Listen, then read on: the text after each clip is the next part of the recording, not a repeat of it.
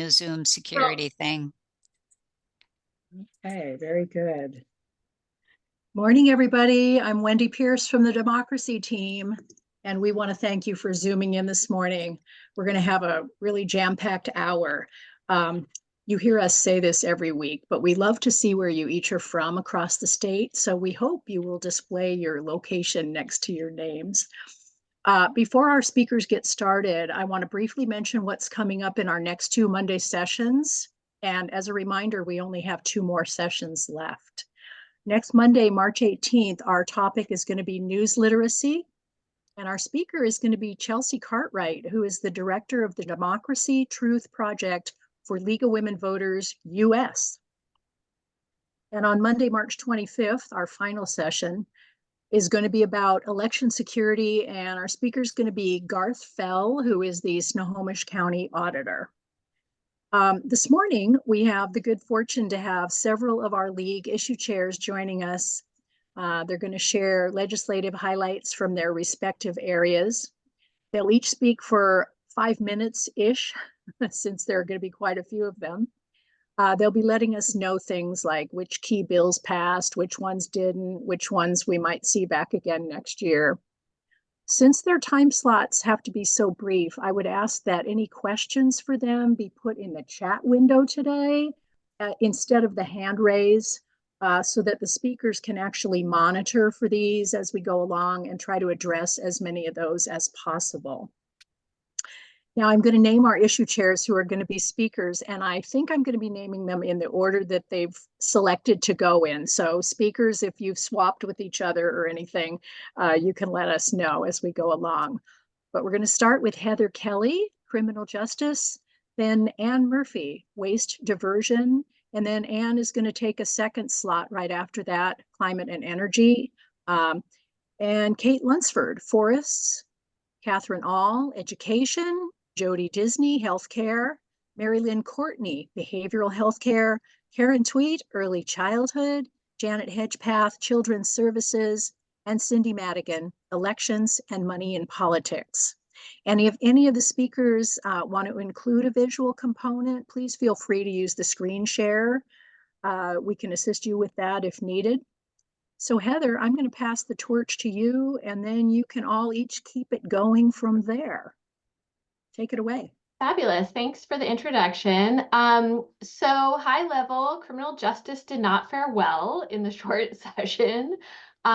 We definitely found that even legislators who had previously been supportive of our priority legislation were exercising a lot of caution this year ahead of the upcoming election, and it was kind of the elephant in the room.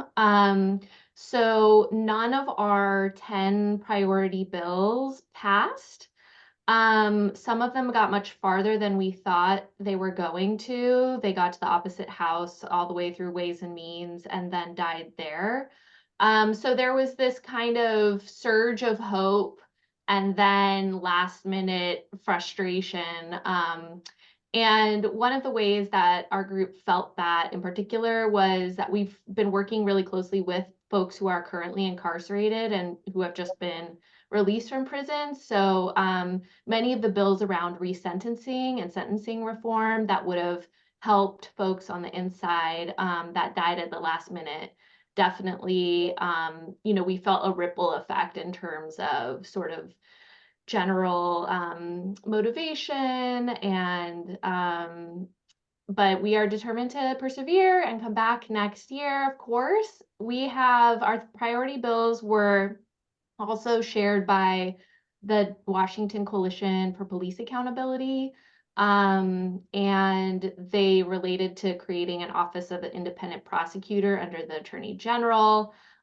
There was a bill to allow the Attorney General to bring civil suits against police departments that showed a pattern or practice of misconduct. And then our third priority bill had to do with, we had a sentencing bill on allowing folks to ask for a new sentence who had their juvenile points count against them as adults. So if you're interested in getting more involved, we're going to be working on accountability with the Department of Corrections in the interim. And there are lots of ways to pitch in. So we'll be exploring fiscal notes and how they are drafted and where the numbers come from, and continuing to build relationships with other organizations. And who am I passing it to? Sorry. Oh, Cindy? sorry. It's going to be Anne Murphy. Okay, cool. Okay, and Anne is going to be Marty for the first slot rather than Anne. So I want to just share with you briefly what I'm pretty sure Marty shared with this. Was it last week he spoke to this group or the week before? But he, just as always, a reminder, the positions that he uses in the climate change energy venue. And then these were the successes that he noted, and has probably talked in more detail on these particular bills, but had success with these bills for both climate and energy. And then failures. I hate it to sound like failures, but there's no other concise word, because all of these bills, even though they may not have made it out, for the most part, made some movement. And I think one of the words that gets used is legislators get socialized on some of these things. So these are the ones you can look to be coming back in the next session in 2025. And the big thing that Marty has been working on and that League has been supporting is the Climate Commitment Act. I'm not going to go through all of the pieces of that today because I know he's done that before, and I'm sure that recording has gone out to everyone. So if there are no, and I can't answer any questions on the Climate Commitment Act, so we'll go on and talk about, I have another document to share, if I can get to the right button, and I'll move on to waste diversion. We are part of the green team, as we affectionately call ourselves, dealing with the environmental issues and particularly climate change and a variety of other legislation that feeds into climate change. So in the waste diversion area, I wanted you to be aware, we have positions both at the state and national level dealing with reducing the generation and promoting reuse and recycling, both of solid waste and hazardous waste. So we want to be able to protect the public health, air and water and land resources.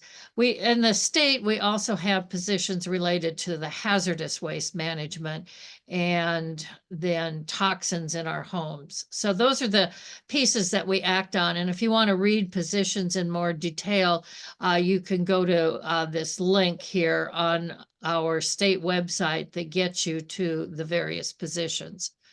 So in our 2024 legislation, we did have some successes dealing with these, and we've talked about these before. Heather Trim and I were on several weeks ago talking about the bills that were still alive at that point.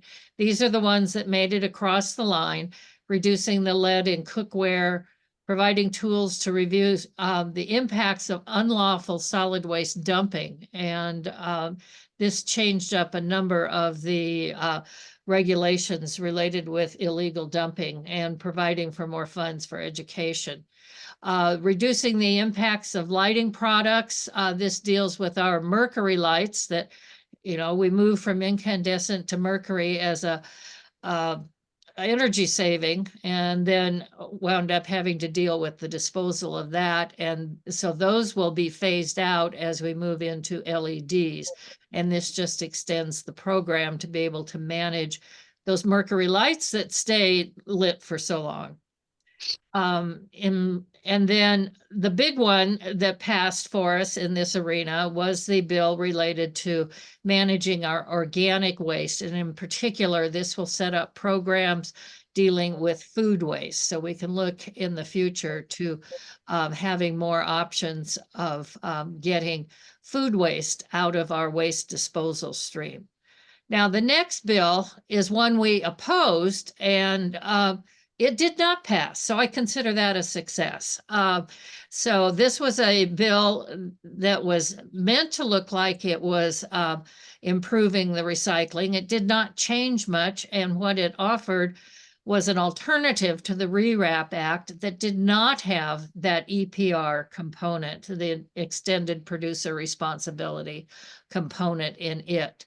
So that moves us into the failure, if you will, of the priority bills related to solid waste. And that was the REWRAP Act that we talked about quite extensively on packaging and having that for the EPR, and expanding recycling to all individuals. I mean, if you have curbside garbage pickup, you would have curbside recycling pickup.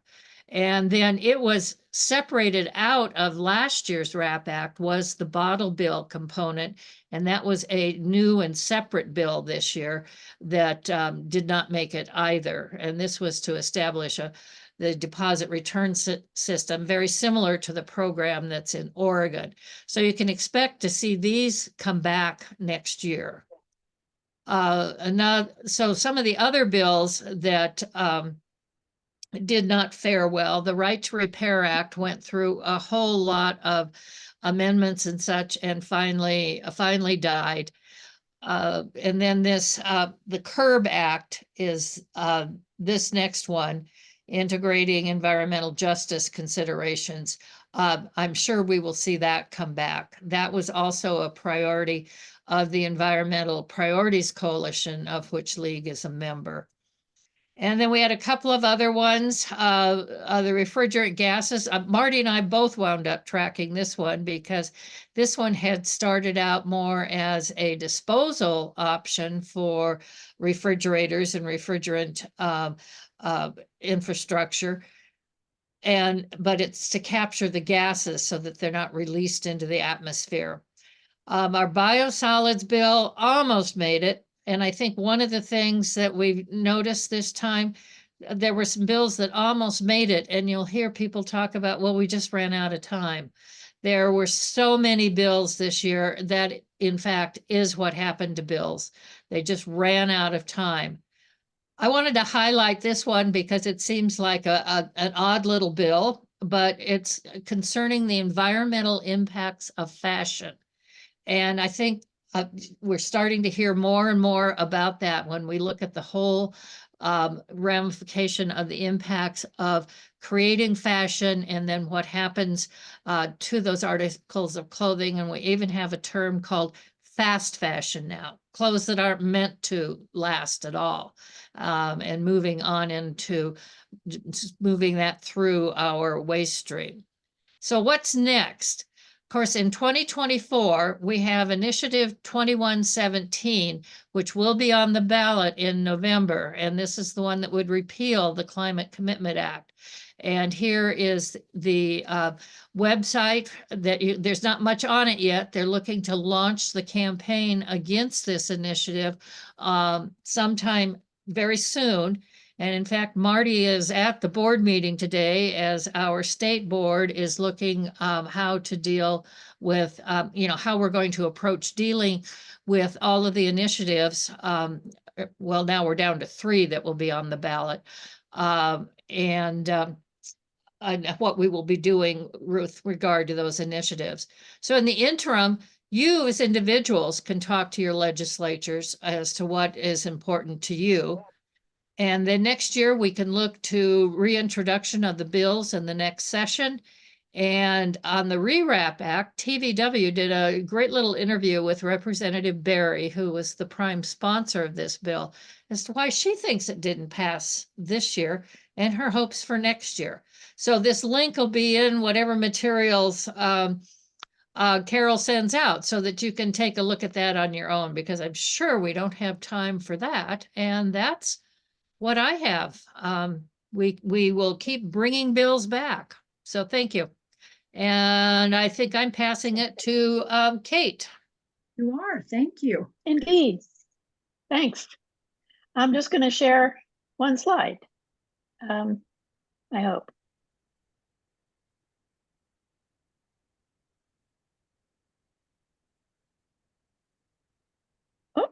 There we go. I really just want to talk a pretty narrow issue, and that's what I've been working on primarily as the forest issue chair, and that is protection of mature forest in the state of Washington on public lands. And there are about 70,000 acres left of mature forest on public lands that are not protected. And there was some successes, and there certainly are some challenges left. But the good news last year was that there was a lot of funding for the natural climate solution funding to protect mature forests. It protected 2,000 acres of forest, but 8 counties jurisdictions asked the Department of Natural Resources for particular forests for participation in this program. Many more, hundreds of acres more of mature forest in their counties beyond the 2,000. So there was a request in the legislature again this year for further funding to protect some more of those. 2,000 acres out of 70 is a start.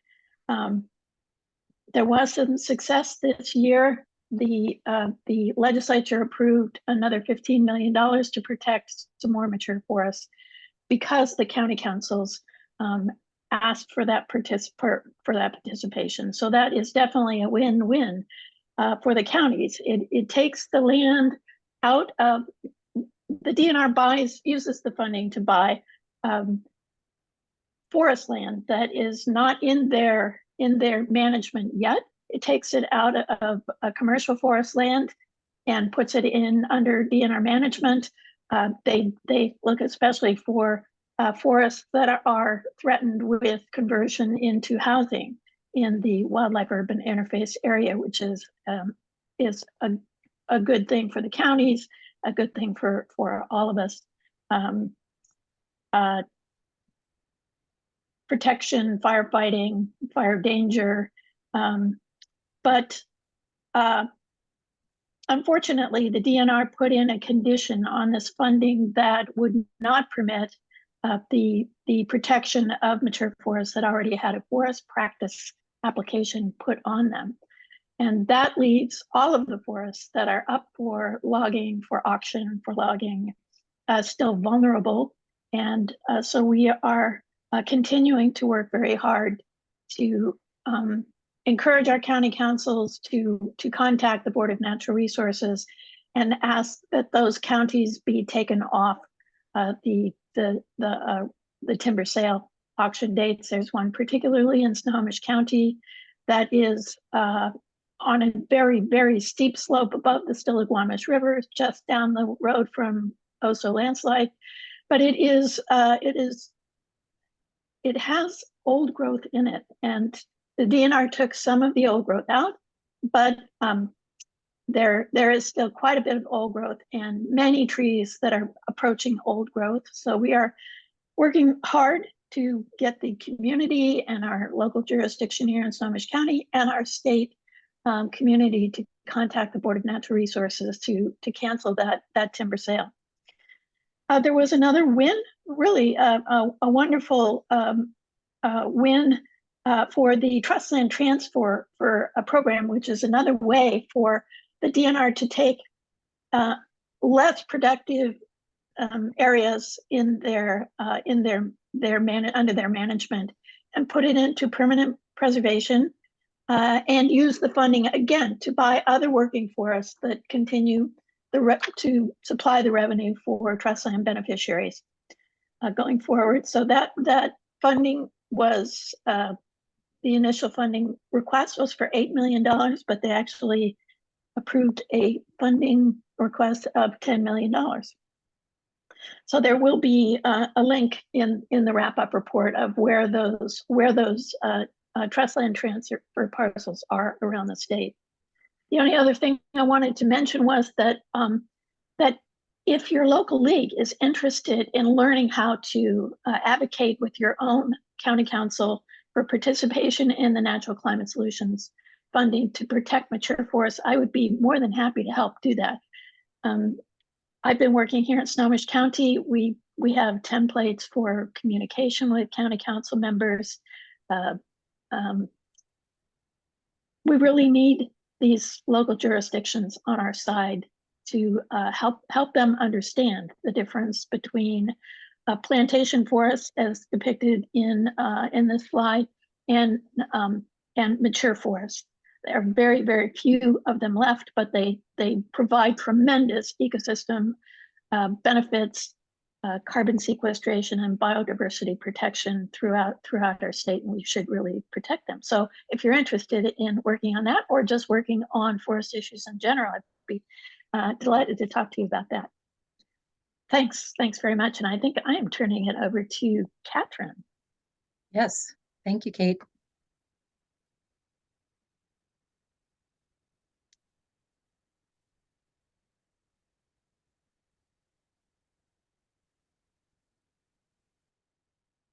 Okay, I had to unmute myself. I'm sorry. Right.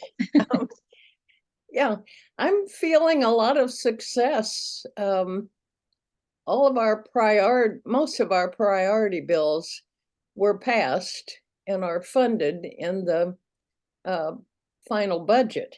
We're going to be requiring education on fentanyl and other substance use prevention. That will be part of the kids' health classes in the future. The special ed enrollment cap was raised a little bit.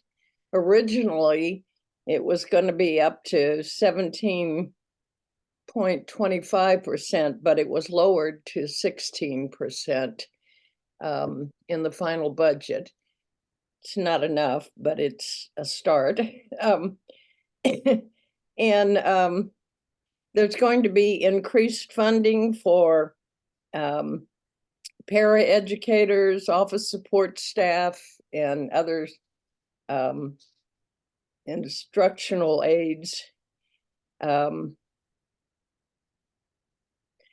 Operating costs are increased for the schools. This is, like utilities, insurance payments, all these things have gone up. And so the state's kicking in a little bit more money. We had 2 transportation bills we were following, and they weren't fully implemented, but there are studies on both of them in the budget. So that's something anyway. And then there were other bills that we didn't have specific positions on that we're happy that were passed. One would provide grants for dual and tribal language education in schools. And 2 others would Senate Bill 5462 updates learning standards to include histories, contributions, so forth, of LGBTQ people, and recreates an open educational resource database for developing inclusive criteria. This was heavily debated, but it did pass and is funded in the budget. And then there's another one, House Bill 2331, which is basically banning book banning. It creates processes and procedures before books can be removed and protects materials from arbitrary censorship. So these are good things to have in laws. The initiative passed in the legislature, but it basically includes a lot of things that are already being done. Parents can opt their kids out of classes or opt their kids out of certain books. This is already being done. And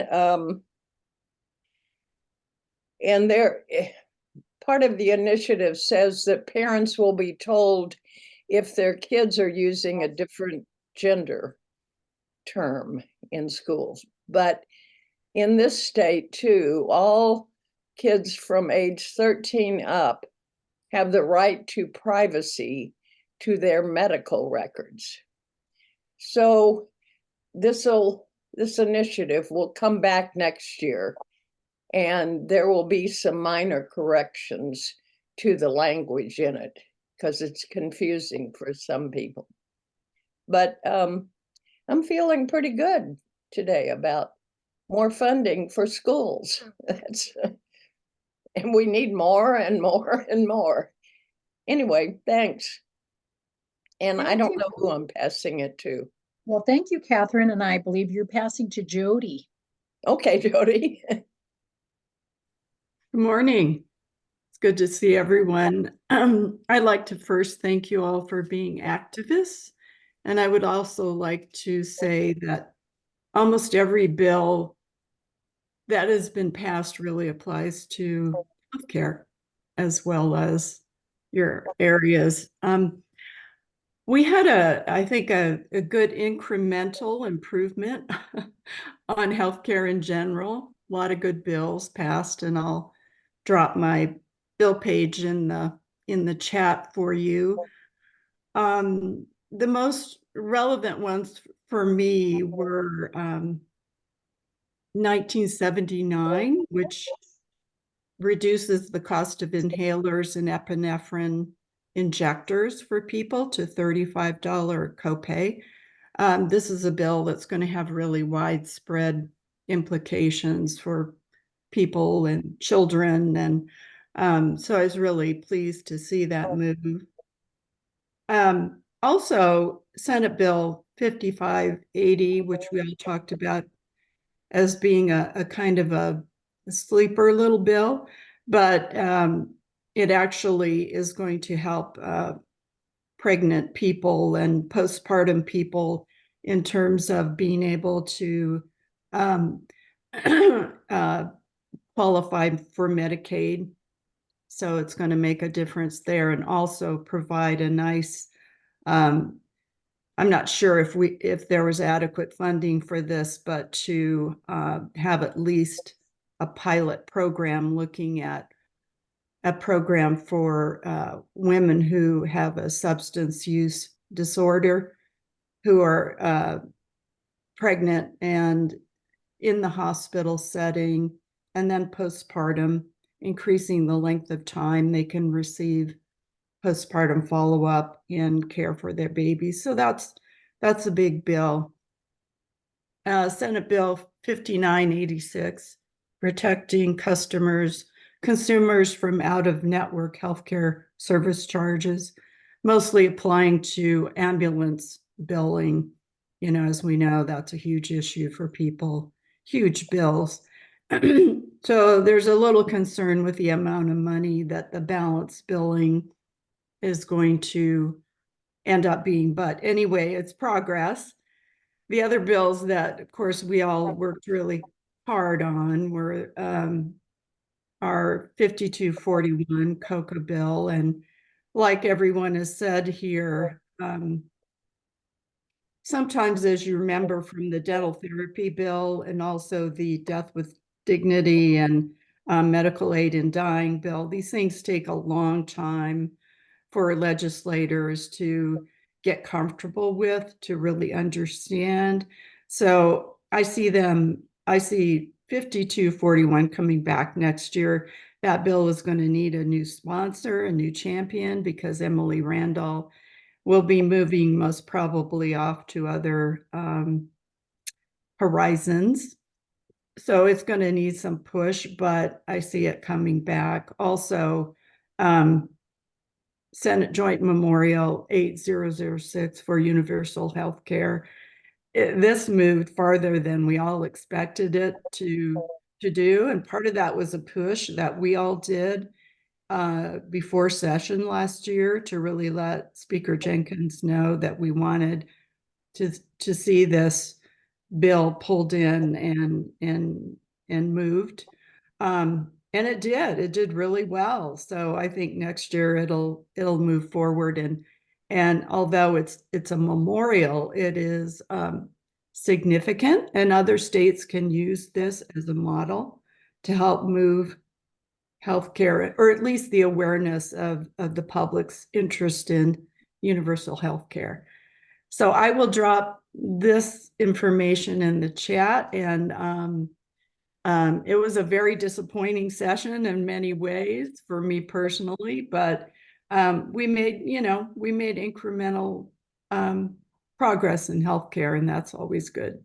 So thank you for all your help.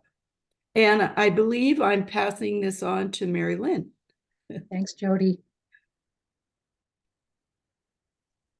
Okay, thank you. This was a wonderful opportunity for me to step back from all the details and the minutia that I've been going through the past craziness I've been going through the past couple of weeks, and take the big picture of what actually happened. So I counted up the bills that we were supporting, and there were 20 of them. And of those 20, 9 have died. 11 have gone through and been passed. So I guess we're batting about 50-50, which isn't too bad. There were some disappointments and things that didn't go through. But first, let's talk about kind of the good news. What did happen? First of all, one really important bill was House Bill 1929, which would give supported housing for young adults. These are individuals 18 to 24, after they've had been inpatient somewhere.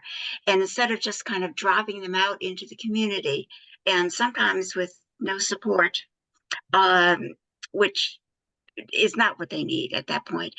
It would give them supported housing where they could make a transition back into the community and actually maintain the gains that they had made during their inpatient stay and make further gains. So that was very important. It was not a controversial bill. No cons against it. And it has been, more importantly, it is fully funded. So there's really good news on that one. Another one had to do with the crisis relief centers that were established several years ago. And each year they kind of add things to them, improve them, basically. And this year, Senate Bill 50. I'm going to skip the bill number because I've written 2 bill numbers down here.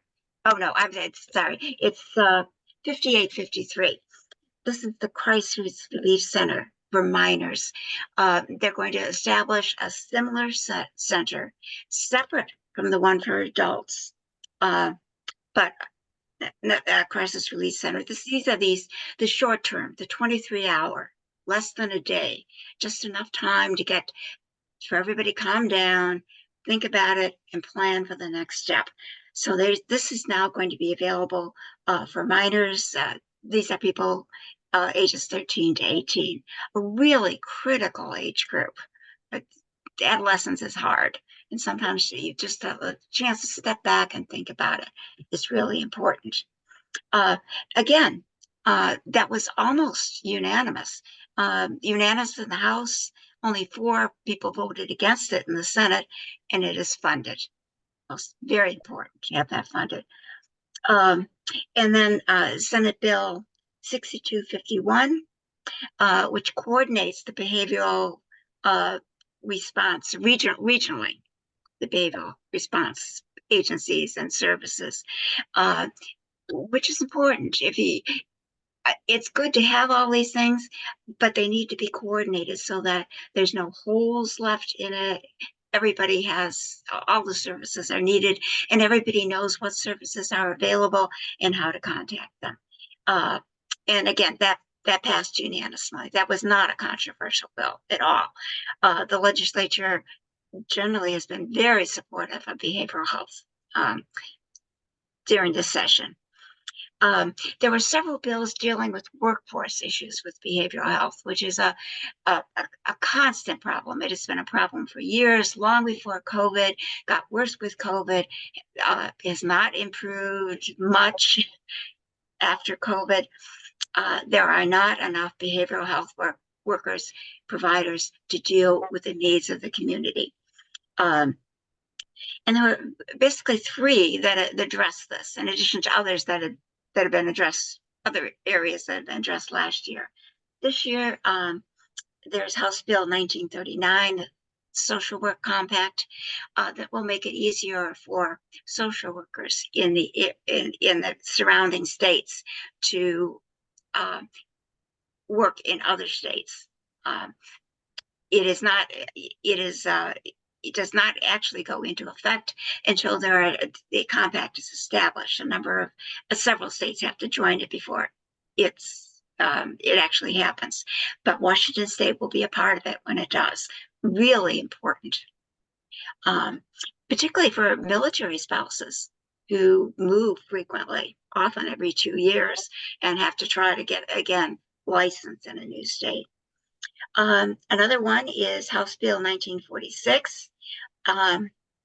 It's a loan forgiveness program for behavioral health for persons willing to work in rural areas. It provides loans and allows for the part of the loan to be forgiven if they work in rural areas. Desperately need behavioral health workers in rural areas. This should improve the workforce there and provide a more diverse workforce. One of the issues regarding diversity is affordability. Getting the education, the training that you need to be licensed is expensive, and this could help with that. And then another bill, House Bill 2247, it expands the category of behavioral health specialists.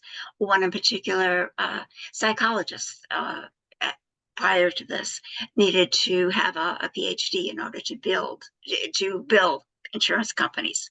And without that, any place they were going for training, they were an expense to that place and they could not bring any money in. They will now be able to be credentialed as associate psychologists, and they can bill, which will provide more workforce, more people who can address behavioral health issues. They're supervised, so they're not just out there. There's someone with experience watching what they're doing and teaching them, and will likely expand the number of training sites. Then the bad news. There were three bills that I really thought were important that didn't make it through. One was a bill, House Bill 2239. It dealt with teaching social emotional skills in the schools. Very much needed. Multiple articles and newspapers and things have remarked on the increase in depression, anxiety, in emotional problems among students, and behavioral problems as a result of that. This would have been very important. It was disappointing that this did not go through. Another one is Senate Bill 6144, prescribing psychologists. This would have expanded the number of people who could prescribe. In order to do this, they would need additional training, and a very extensive training. There are prescribing psychologists in other states and in the military, and it's been that way for many years, and no problems have developed. This would have been very, very helpful. I'm hoping that it will come back. And then the third bill that I thought was important was a bill regarding isolation and restraints of students in schools. Most commonly, this is for students with special education in special education classes. It's most likely to occur there. And this would have restricted the use of isolation and restraint. It would not have stopped a student who needed to be restrained because they were hurting themselves or going to hurt someone else. It does not apply to that. But this would be it would not be used more of as a disciplinary measure. And unfortunately, it went through the House, got past the House, but did not get out of the Rules Committee in the Senate, so it was not voted on there. Again, I'm hoping that next year these bills will come back and they will pass. With that, I want to turn this on over to Karen. Thank you, Mary Lynn. Thank you all. What an amazing group of people. And, you know, I know personally how much work it was, and I know a lot of you did more work than I did. So thank you, thank you, thank you. My issue area is early care and education. And the early care and education system really suffered during the COVID lockdowns, and we lost a lot of childcare providers. Families had a hard time maintaining childcare. And so what I would say the last couple of years is we've had a lot of bills around the margins to try to fix aspects of the system that just are not working very well. And this year we had 8 bills pass. I kind of categorized them, and I see them in a couple of categories. There were bills that were intended to make it easier for childcare providers, early learning providers to operate, stay in business. And then there were some that were intended to cut down on, to create more stability in early care and education for families and their children. So just to go through some of those quickly, there was a bill, Senate Bill 5774, that is intended to help increase the timeliness of processing fingerprint checks for new childcare workers. And this will require the agency to have the capacity to do fingerprint checks in offices where it's not otherwise easily available in the community. I'm guessing this is a lot of the rural areas. There was a bill that will extend the B&O tax exemption to include income from the care and education of children up to age 12 or to age 18 for children with special needs. So again, trying to help providers out from a tax perspective. There was a provision to adjust billing rules for early intervention services, and that just has to do with a glitch that early intervention providers were experiencing, where they couldn't bill for the first month of services. And there was, and this may have been one of the bigger money items, the strengthening the early learning facilities grant and loan program to help providers improve facilities, establish facilities. And that particular provision got $26.9 million. So that was probably the biggest single appropriation that we got in early care and education. From the family continuity side, there was a bill, Senate Bill 5793, that increases access to paid sick leave for families. It expands the definition of family member and allows the use of paid sick leave when an employee's child's school or place of care is closed due to a public emergency. So that will help some families when they have to take off because their child's child care facility or school is closed. There also were a couple of tweaks in terms of eligibility for the Early Childhood Education and Assistance Program. That's our state pre-K program. So it allows those who are on food benefits, SNAP, to meet the income eligibility requirements for childcare subsidies and to be categorically eligible for early childhood or state pre-K. And it also makes participation in the state pre-K programs an approved activity for families who need help paying for childcare. So those kind of tweaks around the edges, but definitely will help some families. In terms of budget, I did a quick calculation and it looks like there was about 50 million in special funding that is associated with some of the bills that passed and some needs that have been identified. The state pre-K program got a rate increase, 8.3 million. There was an increase in the infant care enhancement, which helps providers who are caring for infants make ends meet. There was funding for the fingerprint background check expansion, training for early providers who need help working with children with special needs, funding for coordination between schools and early learning programs around transitional kindergarten, and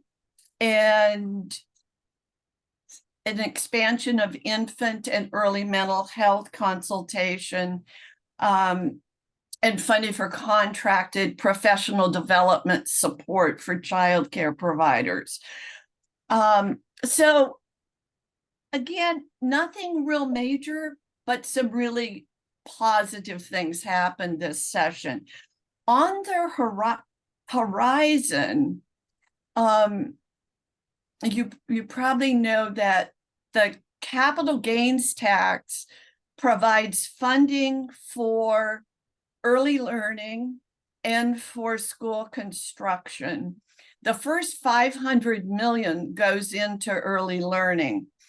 And that is I-2109, and it's an initiative to repeal the capital gains tax. That tax, beat a couple of challenges from the court perspective, but I think it will leave a big hole in the early learning and school construction budget if it is overturned. The other thing that is on the horizon, and I will be gathering more information and hopefully mobilize our team to work toward, is that there's a study underway around shifting the childcare system from the state perspective, from a reimbursement for childcare provided to a system based on the cost of care. And I know that the early childhood community, the coalitions, are mobilizing for a big ask next session. And I just want you to be aware of that. And so, like the last couple of years, we've been doing tweaks around the margin. This one will be a big ask and we'll need lots of support. So thank you all. Thanks, Karen. And do we have Janet on? Janet Hedgepath. She was on momentarily and then not. So Janet might be having some technical issues. I don't know. Actually, I was guessing that was Janet, but it's actually Allison McCaffrey. So Okay. Allison will come on after me. So I think All we'll right. just go ahead and I'll go and then Okay. we are right on time. Thank you everyone for Absolutely. your concise and really interesting updates. One of the things I want to do, I want to thank, all my lobby team colleagues and the advocates. I put a link in the chat. That's where all the bios are, and the advocates for the democracy team. I've been working with Wendy, who's been our co-host here, and Marilyn Byfield. And I really want to thank Carol Sullivan too, who did the final webpage update for me. So I was really grateful for that. So I'm going to go ahead and share my screen. We'll start off with elections and talk about what happened there. The priority bills that passed, this says one addressing harassment. I hope we don't need to use it, but it does make all threats, no matter how they're delivered, a Class C felony. And so this one took a while. It was around last session. It didn't pass, but it did pass this year. The Establishing the Nothing About Us Without Us Act. This provides the means for including underrepresented populations in policymaking discussions. Again, this one's been around a while, and it was delivered to the governor. 5890. This is a new one this year, and it passed with a lot of support. And I really want to thank everyone who took action. The week that we asked for action on this, we had 218 people click to take action. So that was really helpful, I think. And what this will do is help to reduce the ballot rejection rates, make it easier to get people's signatures updated, and so that every vote counts. And a new one too that came along this year was creating a joint select committee on civic health. This is trying to address our need for more civil discourse, civic health, and that was also passed. The voter address change processes, this is one, it was a really great fix now that we have a statewide voter registration database, VoteWA. It's easy now it can be easier now for people who move within the state to change their address. It's a simple contacting the auditor rather than having to re-register. So that's a really nice advantage for people who move. And bills not advancing, we were pleased that this bill got a hearing. We worked together with criminal justice on this one. We got a hearing on it.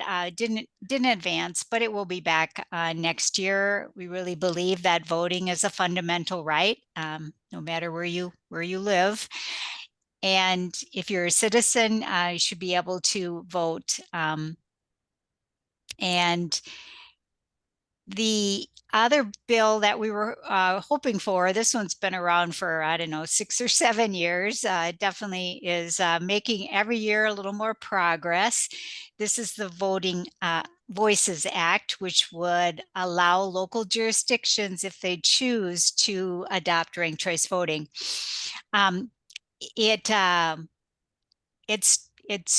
It made some progress again this year, and the best news is that there is in the budget a work group to study ways to implement RCV uniformly across the state, which was a really great feature of this bill. And since RCV is coming, it's coming to Seattle, we know that it's a good idea to prepare for it. And so that's really a good news there. And then I'll quickly move on to money and politics. These issue page updates will all be in the newsletter. We're going to do a newsletter on Wednesday this week, and it'll be the final, except for maybe the governor might not sign everything, but we'll have a pretty good idea of what the statuses of the bills are. And so for money and politics, we were disappointed. There were a couple of our most of our priority legislation did not make it through this session. We are going to do more work. We did a lot of work over the summer last year. We'll continue to do work. And when I say we have a people-powered elections coalition. It's relatively new, statewide coalition that is committed to building more equitable and transparent campaign financing policies. And so we want to get improved campaign finance disclosure, statewide democracy voucher program, and ending foreign influence corporation spending. And none of that passed, but it did get some action. So we were pleased about that. And like I said, we'll be back. And we did have one success in the campaign finance disclosure. And have you ever wondered, you see these campaign yard signs and even the billboards on the highways, and they don't say who paid for them. But this bill was introduced this year, and now it is going to require that who the sponsor name and address is going to be on those signs, so we know where the money's coming from. So I'm going to stop the share and turn it over. Allison McCaffrey joined us. She's also in our lobby team, and I'm going to give her the spotlight for a minute. Hi, everyone. Thanks for being here this morning for this legislative wrap up. You haven't seen me much this legislative session because my issue is redistricting, and redistricting is building a long-term campaign to change our redistricting commission to a people first commission from the bipartisan commission that we have right now. The most interesting and notable thing happening in redistricting right now is that we are changing our districts for the 2024 election. It looks like perhaps as many as 13 districts will be changed due to the Soto Palmer lawsuit that is currently being decided. There was a meeting on Friday, a hearing on Friday, where they looked at some more evidence for what the final maps will look like. Those maps are due to the Secretary of State by March 25th. So we were right at the end here on what they happened. I thought I would show you the leading contender just for a minute. Do we have screen share? Yep. I've put the leading contender into Dave's redistricting app to give you a sense of what's changing. The major change is between LD 15 and 14. What you're seeing on this map is the red lines are the enacted map, the ones we voted in for 2022 and 23. And the color is the leading contender map based on what the court was interested in talking about for Friday's hearing. And you'll see now that the old District 14 was like this and kind of looped around here. The new one will pick up the Yakima Nation plus Yakima villages along the Columbia River, go into Benton County, pick up Eastern Pasco, and go up here and pick up Sunnyside and this other little town in the Yakima Valley. The LD 14 will now be the district that performs for Latinos per the court's order, essentially. Because of that, lots of other things change. In redistricting, we call it the swirl, the big swirl. So 15,000 people live in this purple hook that will now go to 17. Because of that, 15,000 people that were in 17 go to 20. Also 15,000 that were in 20 go to 2, 2 go to 31, 31 go to 5, 5 go to 12, and then it gets a little messy around here. Oh, and I take that back. Eastern Wenatchee, another 15,000 was in 12, goes to 7. Then it gets a little messy as 13, 9, 16, 8, and 15 all change to make the numbers all work and create different variations on the the districts. So we are looking for more people to join our local action teams. There's ones in lots of different areas. We're going to have different meetings throughout the summer and fall to just get more people educated on what does a People First Commission look like, and how will it help make sure that the people's intentions are drawn into the maps, not just the political parties. Thanks, Cindy. If you're interested, contact me. That's the easiest way. I think that may be it for our speaker list. Am I right, Democracy Team? You are right. All right. First of all, thank you to our speakers today. This was really great, and we so appreciate your time and all the great information you've given us. It's greatly appreciated. I guess I would just end and ask the Democracy Team if they have any famous last words, anything they want to add. Well, I'd say show up next week just as usual, because news literacy sounds kind of but it's really going to be an important topic for this year. We're going to talk about misinformation, malinformation, disinformation, media bias, and how to fact check. It's going to be a very important session, as is the election security.